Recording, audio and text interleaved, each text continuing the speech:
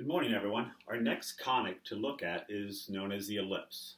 And you've, of course, heard that word before, and you may know a little bit about that. Keep in mind that all of these things we call conics can be thought of geometrically by taking a cone and slicing the cone with a plane.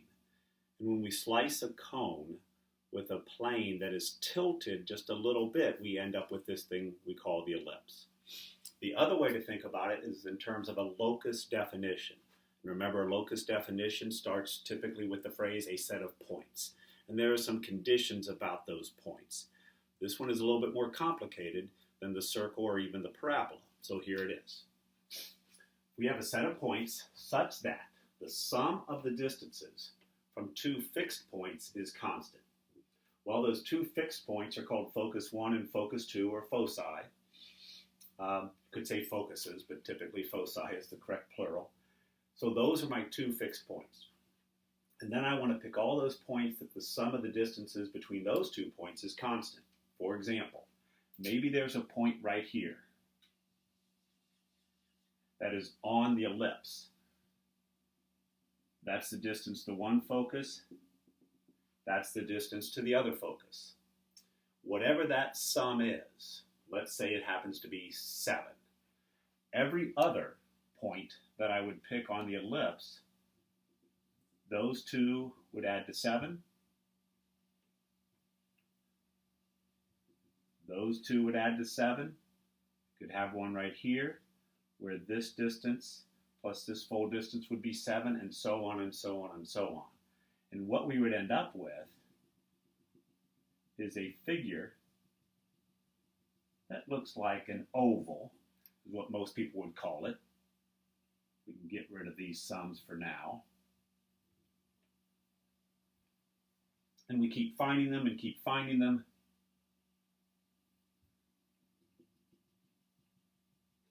We would end up with this thing we call an ellipse. Now, an ellipse is a lot like a circle, but we'll get to that in a few minutes. But when we think about an ellipse, there are certain characteristics. You might remember with the circle, the big characteristics are the center and the radius. That's pretty much it. With the parabola, we had the focus, we had the vertex, we had the directrix, and we had a few other kind of distances or lengths that were important when dealing with a parabola. Here we have quite a few. So let's just start with some of those. This segment that connects maybe one focus and the other focus is going to be bisected by what we could call the center. So I would consider the center, I'm just going to call it H and K. There are just two numbers. Many times it's the origin. Other times it could be another set of numbers. These 2 points would be called the vertices. So there are basically 2 of them. That might be V2, and we'll call this V1. If we connect the 2 vertices, we end up with something called the major axis.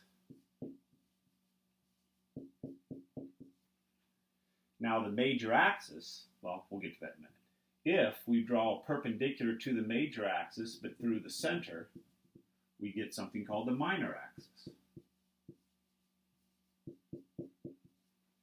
Now we might realize that if the major axis and minor axis are the same, this thing's really a circle. But in this case, they would be different. Next, what we have are some distances here. And from the C all the way to a vertex, we're going to call A. From C to kind of the endpoints of the minor axis, we're going to call B. Now, A is going to be larger than B. Right? Now, in this case, it might not quite look that way, but A would be larger than B. One other little piece of information is this distance from the center to the focus, we're going to label as distance C. And there's a nice relationship between A, B, and C that we'll get to in a few minutes. So the major axis in terms of a length would have a length of 2a. The minor axis would have a length of 2b. So that's basically the geometry of this locus definition, having the center, the vertices, the major axis and minor axis, and we even have the endpoints of the major axis and minor axis. No real names for those other than what I just said. Now the final part is the equation. How do we write the equation? Well, the general equations or standard equations are going to basically look like this.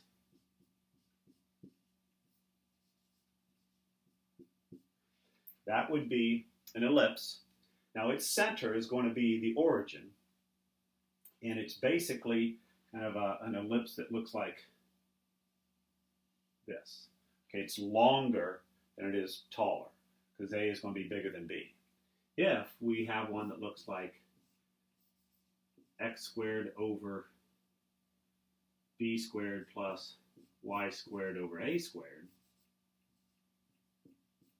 that's another option. Now we could put the y first, and that could be very common, but it doesn't really matter. But in this case, we're going to have more of an ellipse that is taller, you might say, rather than wider. Now, if we have a center other than the origin, then we're just going to do our normal thing. Instead of just x, it's going to be x minus h squared over a squared plus y minus k squared over b squared equals 1. And of course, there'd be another one for this one. Now, what are we going to do with this? Pretty much the same as what we did with the circle and the parabola. We have those three kind of categories.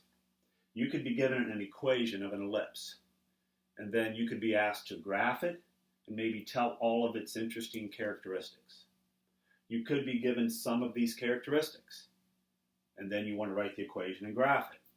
You could be given a picture of an ellipse, and from the picture you can get the characteristics and then write the equation. So that kind of trifecta is always going to be something that we try to consider. So let's get into some examples. Now this video will be a little bit longer than some of the other ones, but I would like to get through the examples rather than having a separate video. All right, first one. Let's just say we're given this ellipse.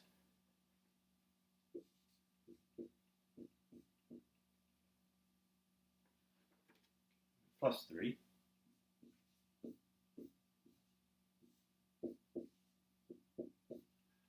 Now eventually we may want to graph this ellipse, but for now let's just see if we can come up with all of its characteristics, maybe sketching it at the same time.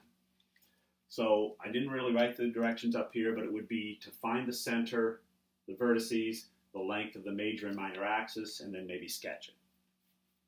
Well, the first thing I would notice is that A is always going to be bigger than B. So this is A squared. So A is 4. This is B squared, so B is 3. So now if we start coming up with some details, the center is going to be obviously 2, negative 3. Okay, that's important. So let's maybe get a quick sketch of that. 2, negative 3 would be the center. Okay?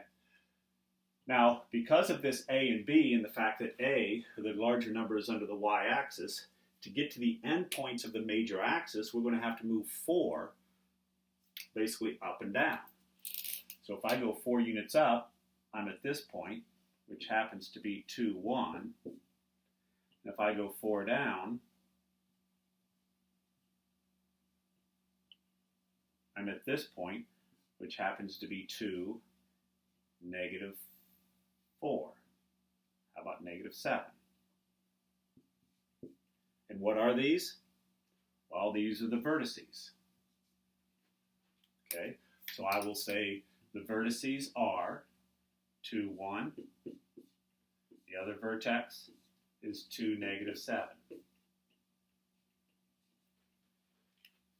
Now, the endpoints of the minor axis, if we were to find them, would be starting at that center and just be moving 3 points to the left and 3 values or 3 points to the right. So already I have a pretty good idea of what this ellipse looks like. Okay, here's the major axis, which is going to be 8 units long. Here's the minor axis, which would be 6 units long.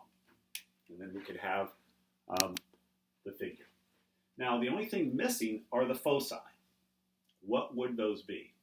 Well, this comes back to something I'd mentioned earlier, that A is greater than B, which is great, but there's one other thing about A, B, and even C, and that is that B squared is going to equal A squared minus C squared. Looks like the Pythagorean theorem, and it has some of its roots there, but if I wanted to find C, I would just do a little calculation. B squared is 9. A squared is 16. And so basically C squared is going to have to be 7. So C is radical 7. You can think of it as plus or minus radical 7. But now we're going to get the two foci. The foci would be starting at that center, moving along the major axis, radical 7 up and radical 7 down. So those would be your two foci.